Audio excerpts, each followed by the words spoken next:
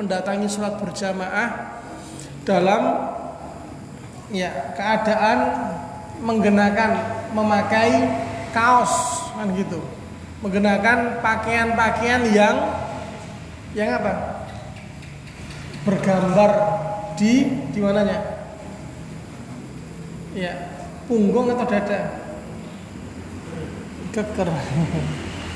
Punggung atau dada? Punggung kan gitu. Punggung. Iya, jadi menggunakan pakaian atau kaos atau yang semisalnya kemudian bertuliskan kan gitu. Bertuliskan. Iya, ada banyak kita jumpai.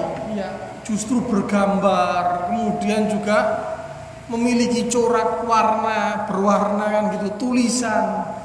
Yang ini jadi sebab orang yang sholat di belakangnya terganggu, tidak khusyuk, dan bahkan kan gitu menarik perhatian sampai yang di belakangnya itu membaca.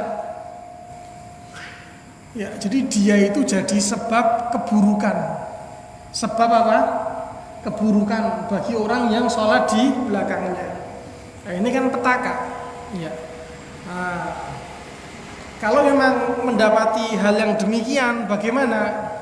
Boleh seseorang itu memejamkan mata, tetapi yang paling utama bagaimana? Dia tidak mengangkat pandangannya, dia tundukkan, dia lihat ke tempat sujud. Melihat ke tempat sujud.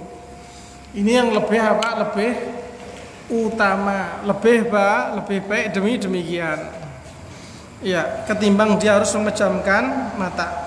Atau mungkin, ya mohon maaf, masjid tadi memiliki pahatan atau lukisan atau mungkin hiasan-hiasan yang memang memalingkan. Ada atau enggak sebagian masjid? Pernah menjumpai? Pernah. Ya, jadi dindingnya itu penuh dengan corak. Dindingnya penuh dengan pernah menjumpai ya? Ya, atau tidak pernah? Iya. Yang jadi sebab kemudian apa? Kita mengikuti corak tersebut kan gitu. Mengikuti hiasan tadi kita akhirnya memang terjadi. Yang terjadi adalah kita terbawa dan tidak memaknai sholat kita. Kemudian barakallahu fikum kasratul abath, yaitu banyak melakukan gerak-gerik atau hal yang sifatnya sia-sia. Kalau memang ini melampaui batas sampai menyibukkan hati kan gitu. Gerakan yang sia-sia tadi bisa menyebabkan apa? Salatnya batal. Kemudian berikutnya adalah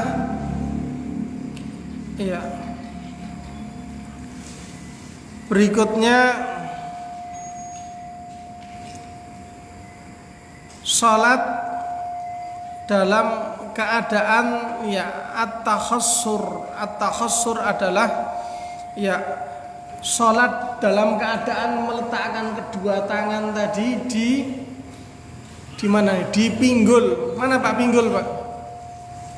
Pinggul. Seperti yang dilakukan Mas Budi tadi. Bagaimana? Kedua tangan tadi diletakkan di pinggul.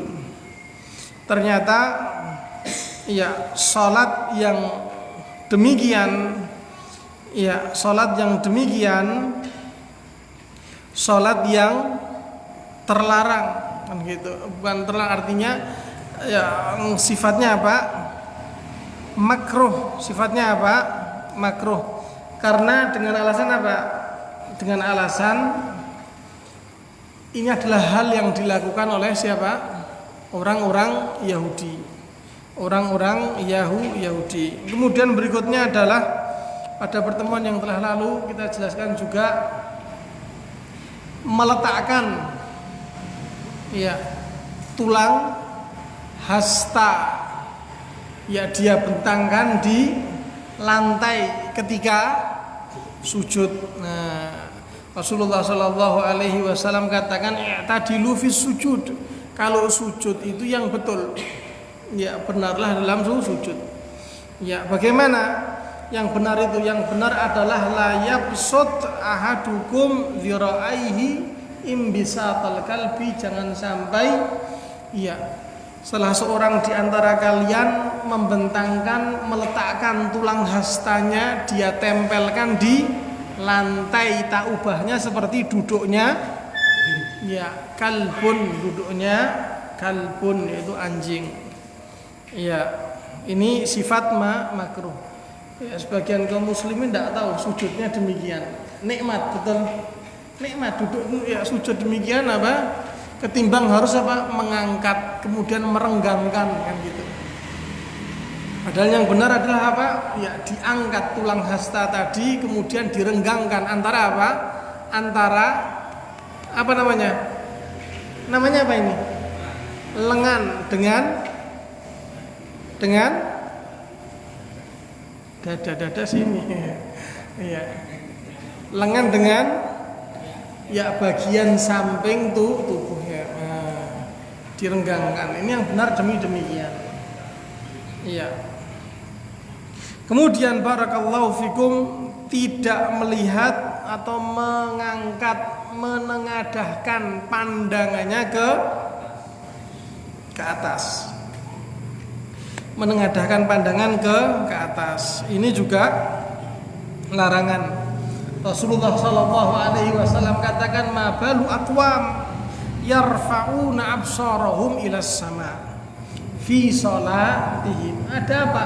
Sebagian orang. Jadi Rasulullah Shallallahu Alaihi Wasallam kalau menegur salah seorang di antara kerumunan tadi, tidak dengan cara menjatuhkan. Itu akhlaknya Rasulullah, itu baiknya kepribadian Rasulullah. Yang salah beberapa gelintir, tapi tidak pernah Rasulullah kemudian menjatuhkan, menunjuk sampai apa? Ya orang tersebut merasa terhinakan, tidak pernah Rasulullah. Rasulullah kalau ingin menegur ya seseorang di tengah kerumunan, tidak pernah menyebut secara langsung.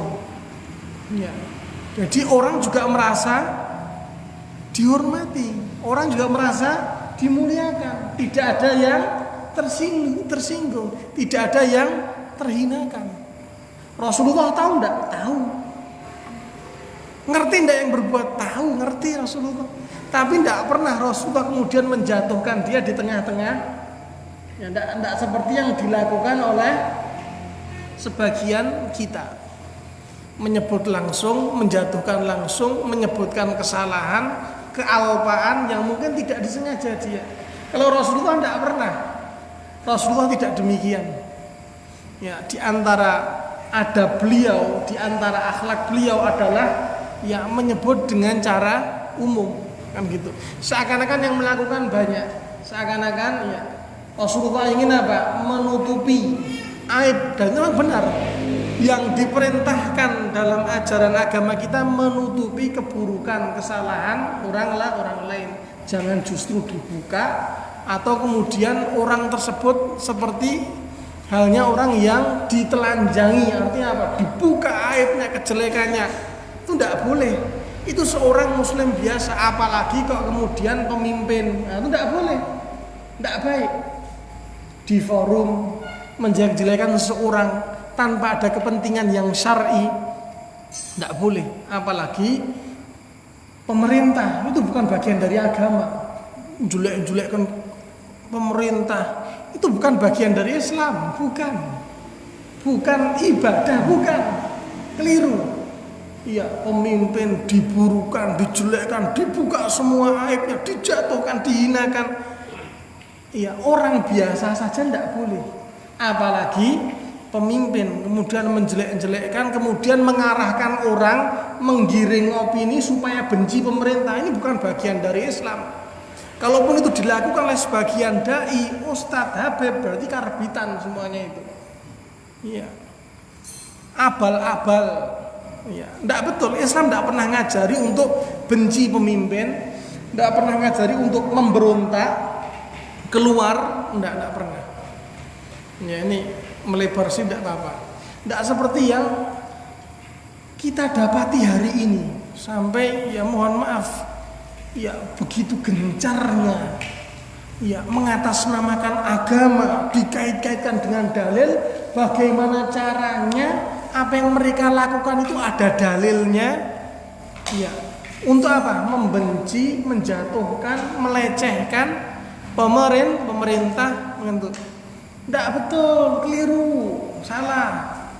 Islam itu yang baik, yang bijak, yang ngajak memberi manfaat, ngajak kebaikan, bukan ngajak permusuhan. Ya, bukan ngajak apa?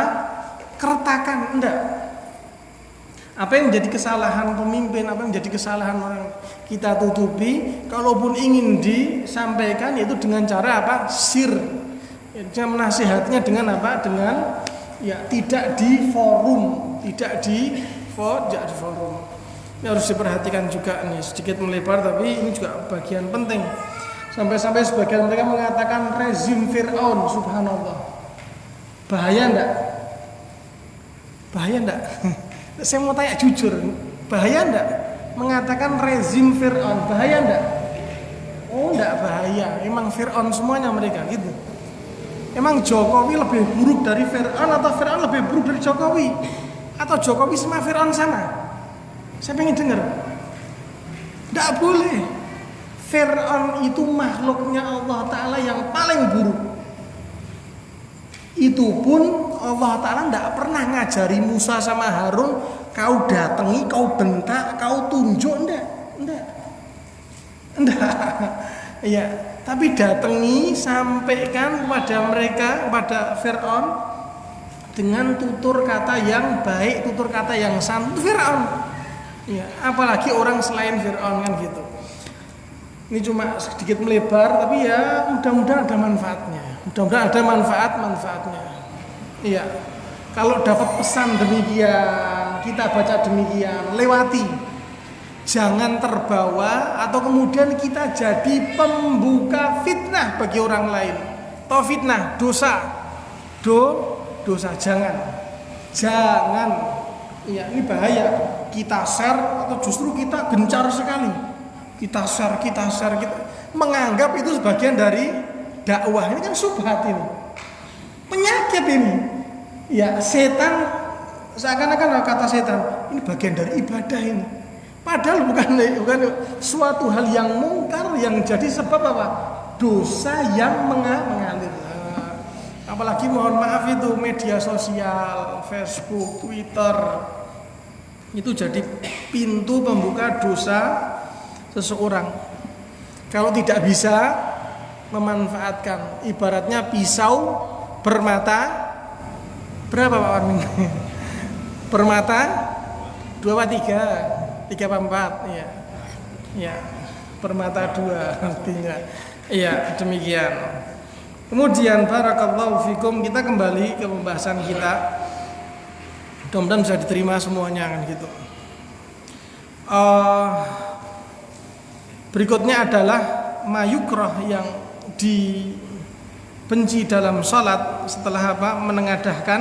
Ya Rasulullah menegur bagaimana? Ma'balu aqwam. Ya, ada apa dengan sebagian orang yang mana apa? Yarfa'una absarahum ila sama', dia menengadahkan pandangannya ke atas padahal dia sedang salat. Karena ini bukan bagian dari apa? Adab ketika seorang itu sholat. Ya, bahkan Rasulullah Shallallahu Alaihi Wasallam mengancam itu. Mengancamnya bagaimana? Layan tahinna andzalika. Ya, layan tahinna andzalika. Ya. Bagaimana? Layan tahinna andzalik. Hendaknya dia sudahi. Ya. Kau sudahi, atau bagaimana? Latakhtafanna absarahum, atau penglihatan pandanganmu disambar petir. Di apa? Disambar, betul. Sambar itu bahasa apa? Disambar ya. Bahasa apa? Sambar atau sambar Indonesianya? Di kena petir intinya gitu ya. Ya, kena ya. Terkena apa? Petir. Ya. Latakhtafanna absarahum. Ya. Berikutnya adalah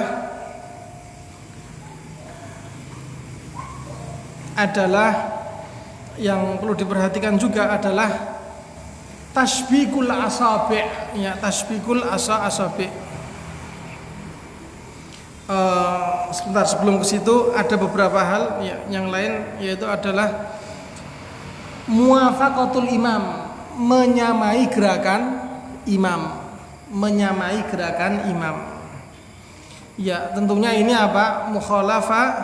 Mukhalafatul lil mutaba'ah. Mukhalafatul mutaba'ah. Menyalahi dari yang namanya petunjuknya. Petunjuknya adalah apa? Al-mutaba'ah. Mutaba'ah itu artinya apa? Mengiringi, mengikuti. Ya, seseorang itu ketika menyamai gerakan imam, maka apa? Itu adalah pelanggaran. Termasuk hal yang dibenci, yang merusak kesempurnaan sholat. Bagaimana seorang itu dikatakan menyamai gerakan imam? Ya, jadi ini perlu diperhatikan ini. Sholat berjamaah perlu diperhatikan. Jangan kemudian kita bergerak ke gerakan berikutnya sebelum apa? Imam selesai dari gerakan-gerakannya. Jangan bergerak dengan apa? Ucapan takbir imam. Keliru. Sebagian kaum muslimin kalau sudah imamnya Allahu Akbar, dia ikut gerak. Ini keliru. Salah. Ya, para sahabat radhiyallahu taala anhum, mereka tidak beranjak dari apa? Posisi semula, kan gitu. Meskipun mendengar apa? Takbirnya Rasulullah Shallallahu alaihi wasallam yang menjadi imam, sampai benar-benar apa? Sampai benar-benar Rasulullah sempurna dalam gerakan sholat. Rasulullah benar-benar sujud baru ikut sujud. Benar-benar dalam keadaan rukuk baru ikut rukuk. Tidak kayak kita. Sebagian kita Masya Allah, imam Allahu Akbar ikut. Apalagi imamnya sepuh. Allah, imamnya sudah sujud, makmumnya sudah sujud semuanya. Ini kan musibah. Iya. Nah, ini makanya Rasulullah mengatakan berapa banyak orang yang hadir sholat, tetapi sebagian mereka pahalanya berapa? Ada yang 1/10, ada yang 1/9, 1/8, 1/7, 1/6. Nah, hati-hati, hati. Ya, ketika kita berdiri di belakang imam, pastikan imam kan gitu benar dalam keadaan posisinya, baru kita bergerak. Meskipun apa? Imam selesai dari takbirnya. Jelas? Ya. Kemudian yang di belakang imam itu juga semestinya harus dia, Pak, ya. Harus orang-orang yang ngerti juga kan. Biasanya yang menjadikan sebab bergerak itu apa? Orang-orang yang di belakang imam. Ya. Ini penting juga difahami. Penting juga untuk diperhatikan. Karena ya mohon maaf, ketika dia menyamai kan gitu, itu menjadi pembuka pintu dosa apa? Dosa nantinya dia akan mendahului kalau tidak diindahkan, tidak diperhatikan. Akhirnya apa nantinya? Khawatirnya terjatuh dalam kesalahan apa? Mendahului imam. Mendahului imam itu bahaya. Tidak boleh mendahului imam, itu bahaya. Bahkan sholatnya bisa batal kalau dia lakukan menyengaja. Tidak boleh. Ya, itu dalam sholat harus ikut imam kan gitu. Imam apapun, imam sholat atau imam di luar sholat kan gitu. Imam sholat, Rasulullah Shallallahu alaihi wasallam katakan, amma yakhsha ahadukum idza rafa'a ra'sahu qabla al-imam kan gitu. Apa ndak takut salah seorang di antara kalian ngangkat kepalanya sebelum imam bangkit kan gitu. Apa kata Rasulullah sallallahu alaihi wasallam? Ayyaj'alallah ra'sahu ra'sa himar. Allah taala rubah kepalanya jadi kepala keledai. Ya, terbukti enggak? Mungkin enggak? Wah, enggak masuk akal. Betul? Enggak masuk? Betul, Pak. Loh, saya mau tanya, jangan ketawa. Masuk akal enggak? Masuk akal enggak? Diem semuanya.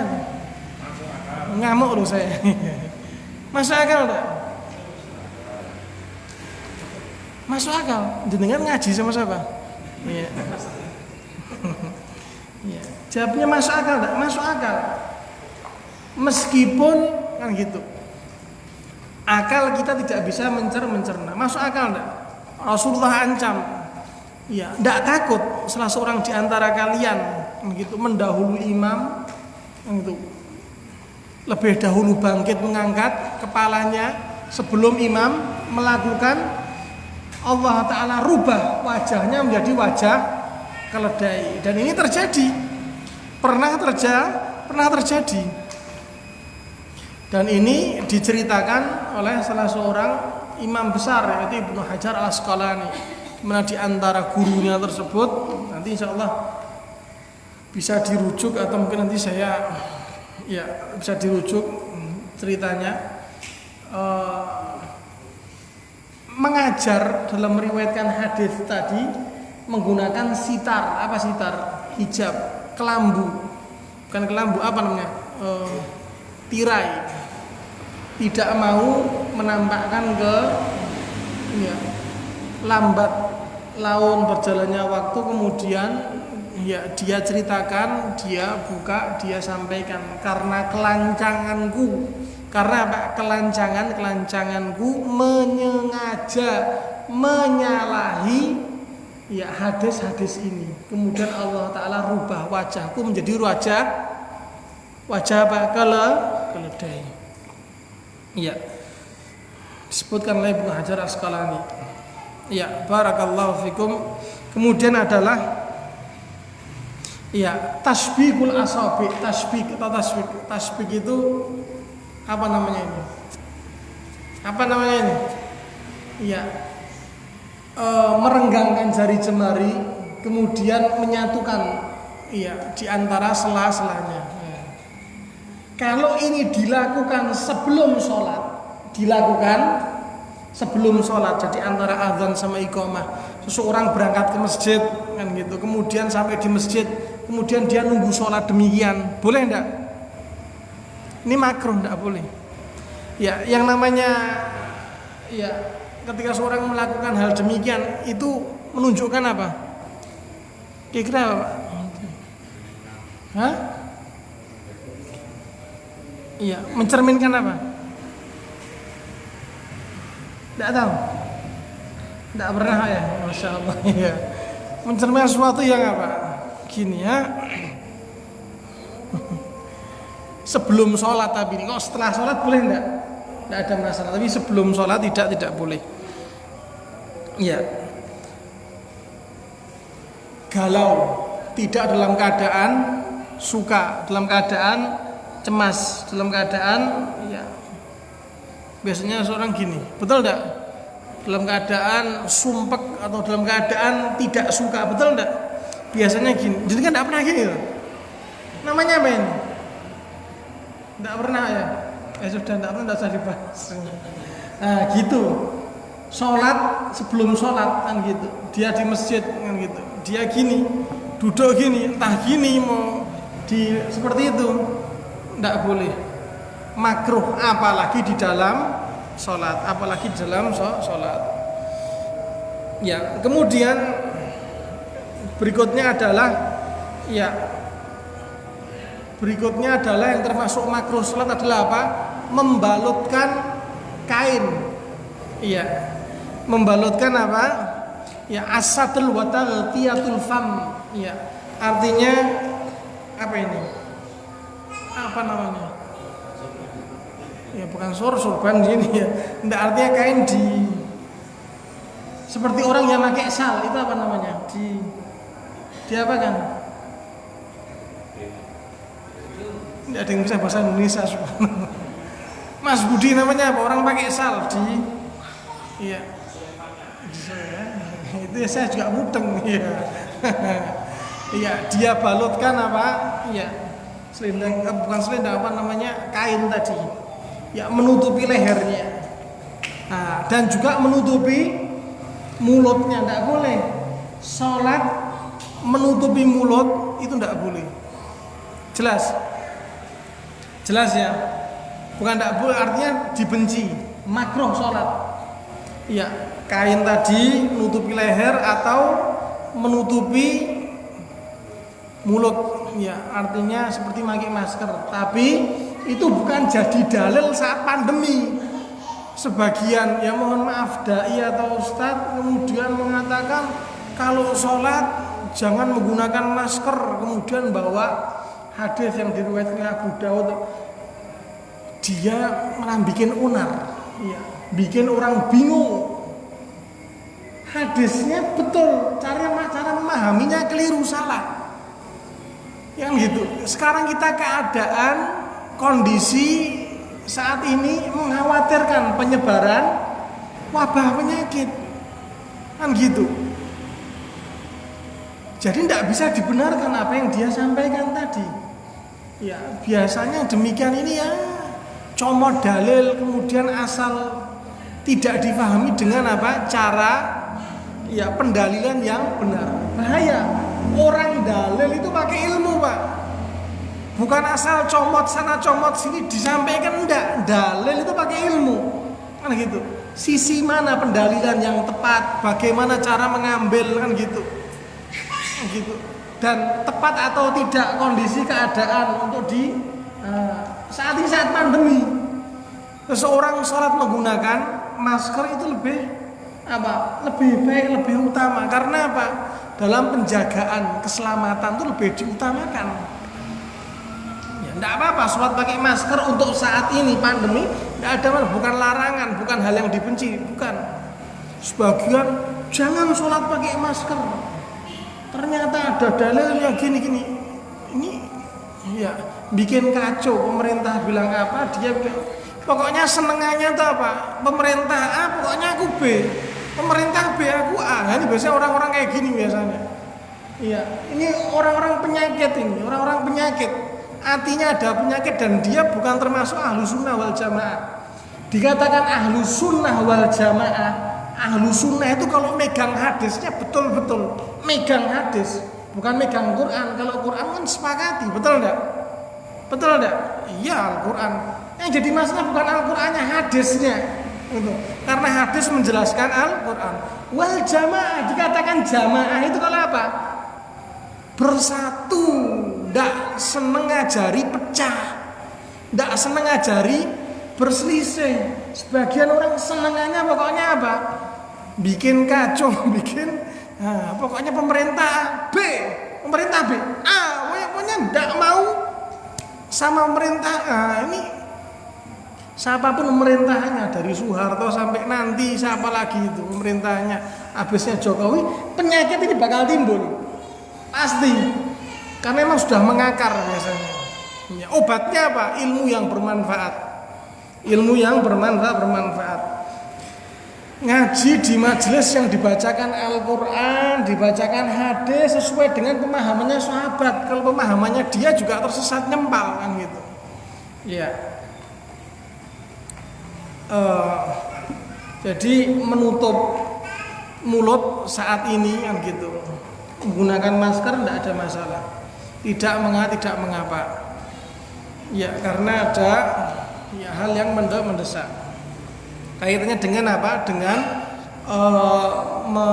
apa ini namanya? Ya pokoknya ya melingkarkan kain sampai menutupi lehernya, itu masuk ya, kalau dalam bahasa Arab dikatakan asadul, termasuk hal yang tidak disukai dalam sholat. Barakallahu fikum. Silahkan adzan, setelah adzan kita sedikit lanjutkan, kemudian sesi tanya jawab. Silahkan.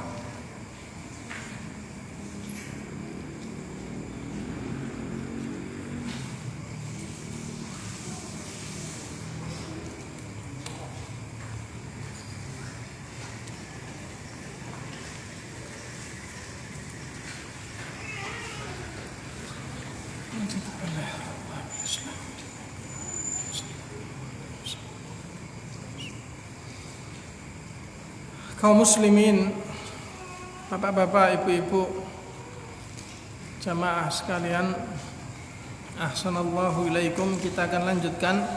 Berikut yang terakhir adalah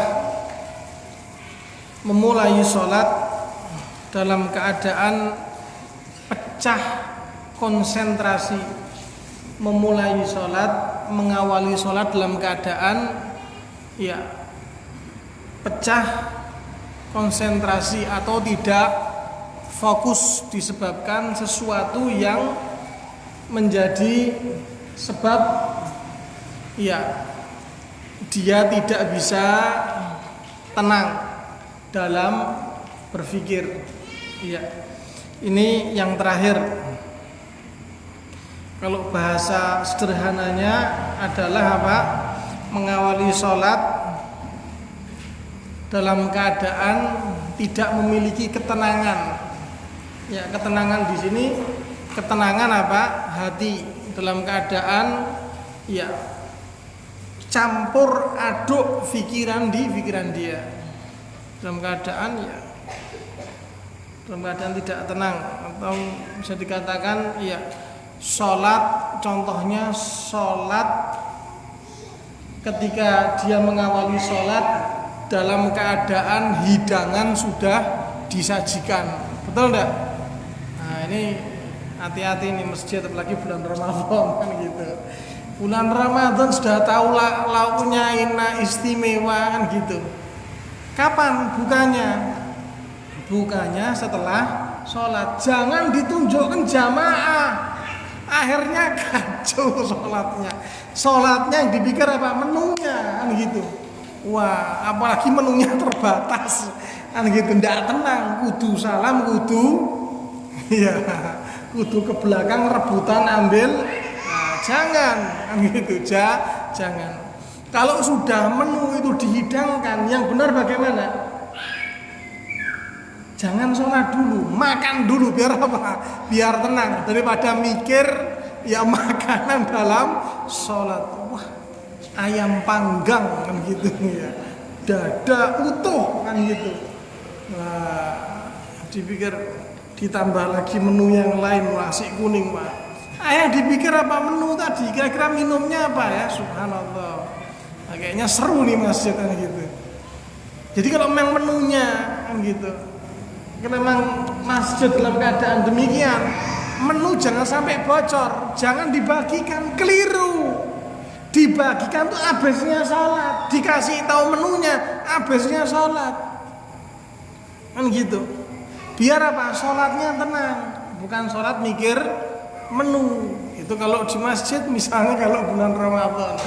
Kalau di rumah, tentu makanan sudah disajikan, ya sudah. Meskipun komat, jangan ke masjid, makan dulu. Kecuali kalau dia sudah dalam keadaan kenyang, nah itu lain lagi. Sudah tercukupi perutnya, sudah, tidak ada masalah. Ayo ke masjid, kan gitu.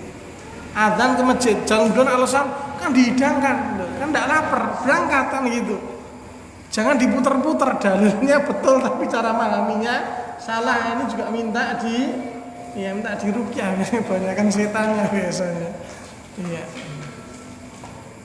Rasulullah SAW katakan la sholata bi hadratit ta'am, jangan sholat kalau makanan sudah dihidangkan. Kalau sudah dihidangkan jangan sholat. Ya, kau dalam keadaan lapar belum keisi kan gitu, makan dulu. Sudah makan kan tenang, betul enggak? Tenang, akhirnya sholatnya pun juga dalam keadaan khusyuk kan gitu, tidak mikir makanan, lauknya sedikit kan gitu, khawatir ya dihabiskan sama ya anaknya atau mungkin istrinya pada makannya misalnya gitu ya, jangan gitu. Ya atau mungkin keadaan berikutnya wala yudafi'ul akhbathan, kata Rasulullah, dalam keadaan menahan buang air kecil atau buang air besar. Kalau ingin buang angin, ya sudah buang angin, jangan takut tidak dapat rakaat, jangan takut ketinggalan sholat, jangan takut. Buang angin ya sudah, buang angin tidak ada masalah, batal ya sudah, wudhu dalam keadaan tenang.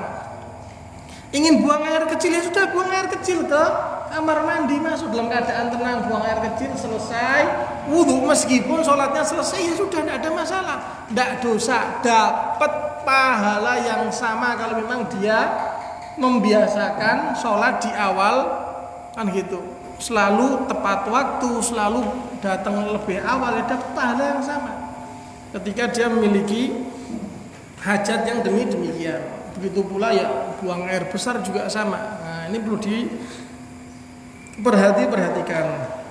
Atau mungkin keadaan musim sangat dingin kan gitu, sangat dingin, tidak kuasa dia kemudian sholat. Kalau di negara kita mungkin ya ini ya artinya Allahu a'lam, kalau di dataran yang rendah insya Allah ta'ala tidak, mungkin dataran yang tinggi mungkin di atas, mungkin ya mungkin ya di atas gunung atau mungkin bisa gitu, atau mungkin panas sekali. Nah, makanya Rasulullah katakan abridu fis salat, artinya kalau sholat zuhur diakhirkan. Kenapa? Ketika sekarang tidak berlaku karena masjid-masjid sudah menggunakan lantai AC, pakai karpet kan gitu, tidak berlaku. Kalau dulu masih berlaku, artinya ya mungkin berlaku kalau dia sholat tidak di masjid di tengah, misalnya padang pasir atau mungkin kan gitu. Kalau sekarang kan gitu. Kenapa? Karena tidak mungkin, kalau sudah panas sekali menyengat dia sujud, tidak mungkin, tidak kuat, tidak kuat. Ya. Demikian, ini yang terakhir. Jadi artinya ketika dia mengawali dalam keadaan pecah kan gitu konsentrasinya, maka ini juga bisa merusak konsentrasi dalam sholat, kehusuan dalam sholat. Barakallahu fikum. Barangkali ada pertanyaan kita persilahkan. Ya, satu atau dua cukup kayaknya. Ya kalau memang ada. Ada pertanyaan? Kalau tidak ada cukup. Iya.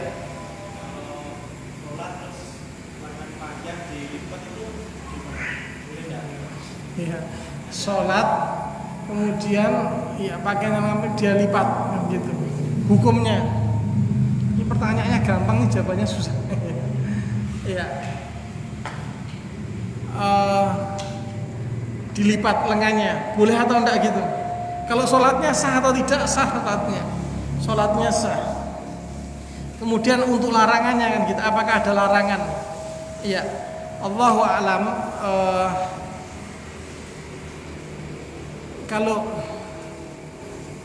larangan kaitannya dengan pakaian itu, Allahu a'lam, mungkin PR ya. Artinya kalau dia menyingsingkan misalnya lengan panjang dan dia sisingkan gini, ya mungkin adabnya ketika sholat kan gitu, mungkin karena ayatnya jelas kudu zinatakum kan gitu, berpakaian yang baik, yang layak. Di antara pakaian yang layak adalah pakaian yang artinya tidak dalam keadaan mungkin ya melipat lengan atau yang mungkin nanti saya tidak bisa jawab sekarang. Allahu a'lam. Insyaallah mungkin PR. Nanti insyaallah saya jelaskan pada pertemuan berikutnya. Ya kalau membatalkan, tidak membatalkan. Mungkin bagian dari adab sholat mungkin tidak demikian. Tidak demikian. Iya. Ada lagi pertanyaan? Kalau tidak ada cukup. Ada Pak? Atau ibu-ibu kalau mau tanya silakan. Ya kita cukupkan kalau demikian. Barakallahu fikum, mudah-mudahan bisa difahami, dimengerti, dan yang paling penting adalah diamalkan. Insyaallah dengan hadirnya kita di majelis ini menjadi sebab ya baiknya kualitas ibadah kita, sholat kita cukupkan dengan doa penggugur dosa saat bermajelis, doa kafaratul majelis. Subhanakallahumma wa bihamdika asyhadu an la ilaha illa anta astaghfiruka wa atubu ilaik. Kita cukupkan. Wassalamualaikum warahmatullahi wabarakatuh.